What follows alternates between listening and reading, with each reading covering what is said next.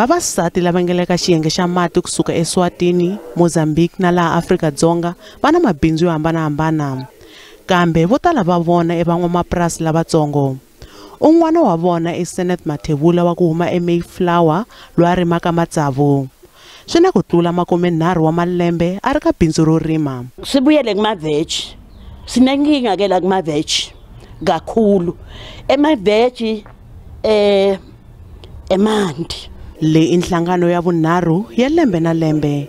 Nhlangano wo rhangisa emahlweni van'wamabindzu ngopfu va xisati lava nga le ka xiyenge xa vurimi eka matiko haya nharhu. Van'wamapurasi va hlangana na mitlhontlho leyi katsaka ku thyakisiwa ka mati, ku cinca ka maxelo, hambi ku ri nkayivelo wa macheleni. Nhlangano wu vule leswaku wu ta emahlweni wu seketela van'wamapurasi. Issues here we have discussed, so they're going to take the lessons, go and teach others in their communities and make sure that we are protecting the water resource from pollution. Nkayivelo wa mati ka ha ri mitlhontlho leyi van'wamapurasi lavatsongo eMpumalanga va hlanganaka na yona. Swa ta tikomba loko ri nhlengeletano leyi yi ta kuma swintshuxo eka mitlhontlho leyi va hlanganaka na yona. Nhlamulo Mabasa wa mahungu ya SABC eMbombela.